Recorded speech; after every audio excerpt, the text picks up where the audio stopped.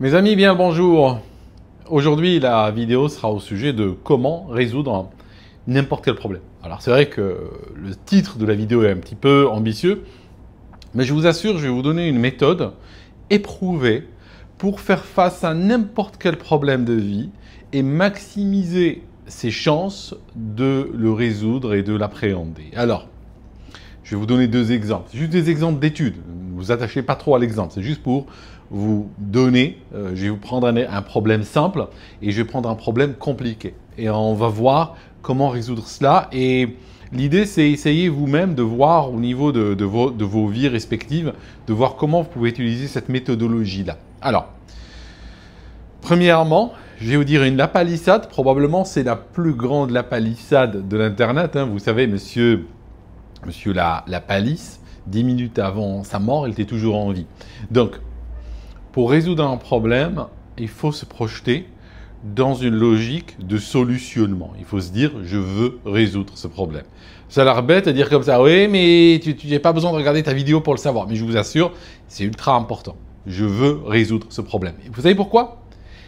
Beaucoup de personnes, quand elles font face à une tuile, eh bien, elles vont partir dans une logique, par exemple, de blâme. Qui a fait ça? Pourquoi? C'est la faute à qui? C'est la faute à l'autre. La faute à mon conjoint, à mon voisin, à mon ami, à mon collègue de bureau, à l'État. J'ai même vu des cas où c'est la faute à l'humanité tout entière. Donc, on va chercher à blâmer quelqu'un qui a fait quelque chose, qui n'a pas fait quelque chose. Et pendant ce temps-là, la tuile ou le problème, il n'y a personne qui y fait face. Autre attitude que j'ai souvent constatée, c'est l'attitude qui consiste à se lamenter.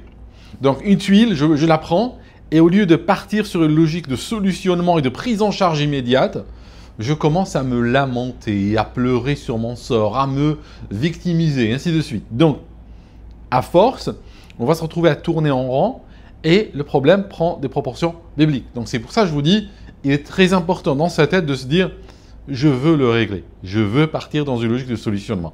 Et que les étapes qui permettent de solutionner le problème, peu importe s'il est juste ou injuste, peu importe s'il est de ta faute ou de la faute de quelqu'un d'autre, c'est pas important ça. Ce qui est important, c'est de projeter dans la logique de vouloir le résoudre.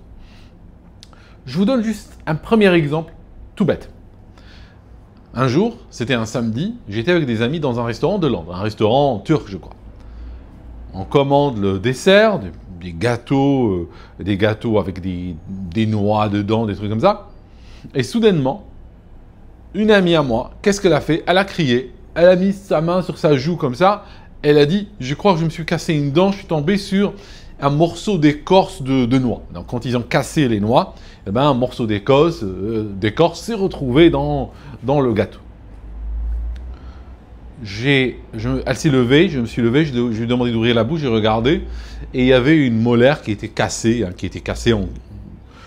4 morceaux, 4 gros morceaux qui bougeaient les uns par rapport aux autres. Quand elle touchait avec sa langue, ça bougeait un petit peu. Et clairement, sur l'instant, ça ne lui faisait pas hyper mal, mais à l'évidence, c'est juste des fois sur le coup, ça fait pas mal, mais sur les minutes, les heures qui vont venir, ça risque de devenir atroce. Donc, ce que j'ai fait, je suis sorti du restaurant, tout de suite. Je suis sorti du restaurant. Alors, que s'est-il passé? Pourquoi je suis sorti? Parce que je voulais me projeter dans une logique de solutionnement de ce problème. Le reste des convives, ceux qui étaient autour de la table, ils ont fait quoi? De manière très prévisible. Ils ont fait quoi à votre avis? Ils ont appelé le serveur, ils ont demandé à voir le chef, ils ont demandé à voir le manager, le directeur, machin, et ils ont passé 20 minutes à s'engueuler sur l'irresponsabilité, la faute de qui, s'il faut payer ou pas, j'ai porté plainte, je vais laisser de mauvais avis, tout ça. Alors ça, c'est vrai que toutes ces préoccupations, je ne dis pas qu'elles ne sont pas légitimes, mais ça ne résoudra pas le problème. Parce que c'est quoi le problème? Vraiment ici, c'est quoi le problème? Le problème immédiat, je ne parle pas de la suite, le problème immédiat. Le problème immédiat, on a une personne avec une dent cassée et elle a besoin d'un dentiste. Ça ne va pas se réparer tout seul, cette dent. Ça, c'est l'urgence. Le reste, on en parle après. Quand je suis sorti, j'avais pris mon téléphone avec moi. Nous sommes samedi, après-midi, à Londres, allez trouver un dentiste. Bonne chance. D'accord? Déjà, même un lundi, vous aurez du mal. Mais alors, un samedi, bonne chance. Donc, ce que j'ai fait, j'ai commencé à appeler. Ils étaient tous sur répondeur automatique. Il y en a un, son répondeur automatique a dit en cas d'urgence, appelez tel numéro. J'appelle ce numéro. J'appuie sur 1, j'appuie sur 2, j'écoute de la musique, tout ça. quelqu'un finit par me répondre et me donne rendez-vous ce même jour vers 21h30. Ils avaient une clinique d'urgence qui était ouverte jusqu'à minuit et ils m'ont casé à 21h30. Donc, eux, ils sont sortis en se congratulant. Oui, t'as vu ce que je lui ai dit, t'as vu comme il était insolent, tout ça. J'ai attendu qu'il se calme. J'ai dit, les gars, on a rendez-vous au dentiste à 21h30. D'ici là, hein, ils ont dit ne pas manger, tu peux boire un peu d'eau, mais voilà. D'accord ? Se projeter dans la solution, pas dans le blâme. Le blâme peut venir plus tard, tu as le temps pour le blâme, mais pas maintenant, sur l'instant, solution. D'accord ? Donc ça, c'est dans le sens, c'est un petit problème. Pourquoi ? Parce que c'est un problème qui se résout en une étape.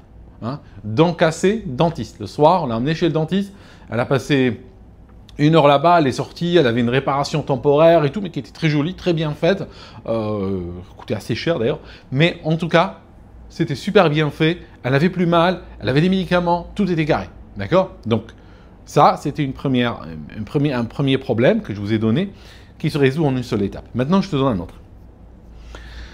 Un jour, j'avais une compagnie, petit business que j'avais créé. Et moi, je faisais du consulting et tout ça par le biais de ce business. Tu sais, tout ce qui est facturation, fiscalité, tous ces papiers qu'il faut envoyer régulièrement à certaines dates, machin. C'est pas mon truc, c'est pas mon point fort. Mais je reconnais mes limites. Donc, qu'est-ce que j'ai fait ? Un ami m'a recommandé un comptable, donc il était venu sur recommandation. Il m'a recommandé un comptable. Et moi, ce que j'ai fait, j'ai été vers lui. Et puis voilà, j'ai signé un contrat avec lui en disant, écoute, moi, je fais mon business. Et toi, en tant que comptable, tu te débrouilles avec le reste. Tu gères tout. Je lui ai donné procuration sur tout. Il avait procuration d'appeler le fisc de ma part. Il avait tous les codes d'accès pour gérer la compagnie. Franchement, même le courrier arrivait chez lui. Même le courrier de la compagnie arrivait chez lui. Donc, moi, j'étais tranquille. Voilà. Faut jamais être tranquille. C'est ça le problème. Alors, un jour, je reçois une lettre à la maison. À la maison, de la part du fisc, pour cette compagnie. Donc, ils ont fini, parce que pourquoi ? Parce qu'ils ont écrit à l'adresse de la compagnie, ça signifie c'est parti chez le comptable, et au bout d'un moment, comme ils ne répondaient pas, ils ont écrit chez moi. Et là, je réalise les dégâts. En fait, il n'a rien fait pendant très longtemps. Ça signifie pendant 18 mois pratiquement, aucune obligation n'était remplie. Et le système était gangréné à un niveau inimaginable. En fait, il prélevait de l'argent, il prenait de l'argent, ses émoluments, n'est-ce pas ? Mais il ignorait tout. Tout le courrier qu'il recevait, il n'ouvrait même pas, probablement. Bon. Bien sûr, j'aurais pu lui écrire une lettre recommandée avec accusé de réception, le dénoncer à son conseil de l'ordre, demander des dédommagements, toutes ces actions, lui laisser un mauvais avis en ligne, toutes ces actions ont leur mérite. Oui, elles ont raison d'être. Je ne dis pas que ces actions n'ont aucun fondement. Non, ces actions, elles sont valables dans une certaine mesure. Mais c'est quoi le vrai problème maintenant ? Le vrai problème, c'est que j'étais dans une situation délicate et j'avais plein de trucs très méchants qui allaient me tomber sur la tête. Donc, qu'est-ce que j'ai fait ? Et là, je te donne la deuxième méthode pour régler les problèmes plus compliqués. Alors, les problèmes plus compliqués, quand on les regarde, il y a une chose qui peut arriver, et j'aurais peut-être dû le dire au début de la vidéo, mais je viens d'y penser, c'est qu'on peut se tétaniser. Quand le problème est très grand, on peut geler, n'est-ce pas ? Certains animaux ont ça, les araignées par exemple. Elles gèlent comme ça quand elles se sentent en danger, et elles s'arrêtent de bouger, elles font les mortes. L'humain, peut-être dans son cerveau le plus primitif, il a ça. Donc en cas de danger et une grosse tuile vraiment qui tombe dessus, il peut avoir tendance à geler, n'est-ce pas ? Et puis aussi, des fois intellectuellement, rentrer dans ce qu'on appelle le déni. Ça signifie ignorer, d'accord ? Et ça, c'est très grave, il ne faut jamais ignorer le problème. Bon, mais comment faire ? Comment le résoudre maintenant ? Comment le résoudre ? C'était un truc énorme, comment le résoudre ? Alors, je t'explique. Il ne faut jamais vouloir appréhender le problème et le résoudre en une seule étape. Tu ne gagnes pas une partie d'échec en un seul coup. Les parties d'échec, même les plus grands, le meilleur joueur au monde, je prends, je sais pas, Kasparov, je ne sais pas si c'est toujours lui, mais on se comprend, il ne pourra jamais gagner une partie d'échec en un seul coup. Il dira, tiens, je bouge celui-là, je gagne. Ça n'existe pas, ça. Les parties d'échec, comme tous les autres jeux, comme tous les problèmes, se règlent en de nombreuses étapes. Donc, l'idée, c'est quoi ? L'idée, c'est diviser le grand problème, le diviser en petits problèmes, en tout petits problèmes qui sont finalement même pas des problèmes, qui sont juste des étapes simples. Alors, en regardant, j'ai passé une journée entière rien que sur la division du problème. Parce qu'il ne faut pas tout de suite rentrer dans l'action. Parce qu'il faut d'abord s'arrêter, stop, on réfléchit. On va essayer de rentrer dans l'action. À propos d'action et à propos de problème, si ton problème, c'est changer de travail, si ton problème, c'est trouver un travail parce que tu as perdu le tien, regarde Keylus. Keylus, c'est un partenaire, un ami de ce canal. Ils sont en France et puis ils font du coaching professionnel, de l'accompagnement pour des gens soit qui sont en train de galérer, qui n'arrivent pas à passer à l'étape suivante dans leur travail, soit des gens qui ont perdu le leur et puis qui veulent revenir sur le market. D'accord ? Tous les gens qui sont partis chez eux sont revenus vers moi avec des avis absolument brillants et ils sont pris en charge par France Travail. Ça signifie que tu ne payes rien. D'accord ?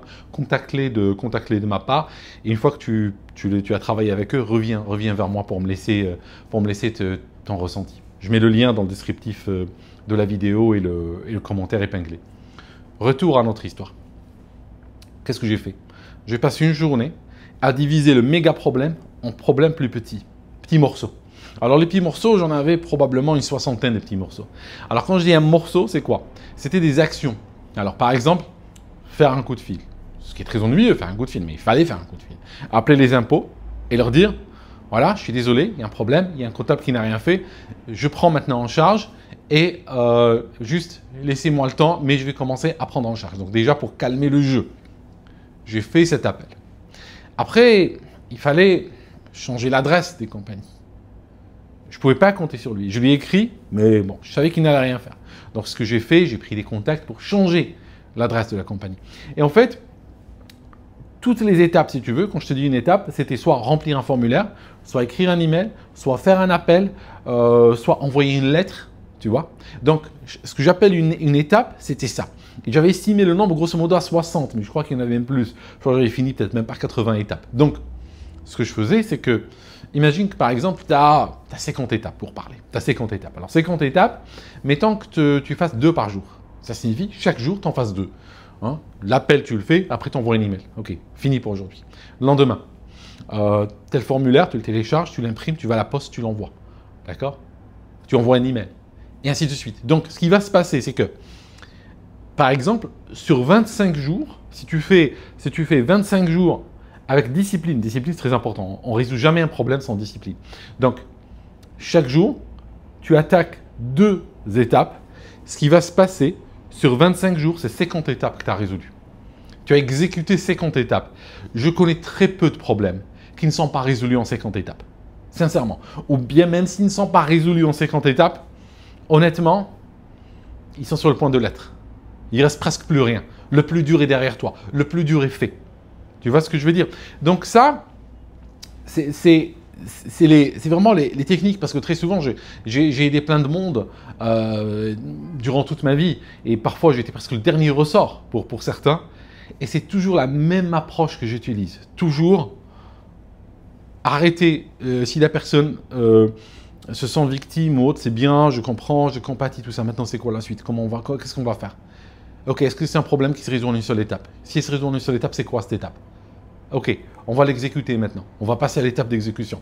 Maintenant, ok, c'est un méga truc. Ok, méga truc, on va le comprendre. Et parfois, ça peut prendre une journée, 2 jours, 3 jours même plus, pour diviser ce problème en petites étapes. Parce que le succès, ton succès de résolution, dépendra de comment, de ta qualité de saucissonnage, si tu veux. Plus tu coupes des tranches, des petits problèmes, et tu les coupes correctement au bon endroit, eh bien, plus tu améliores tes chances de résoudre l'histoire.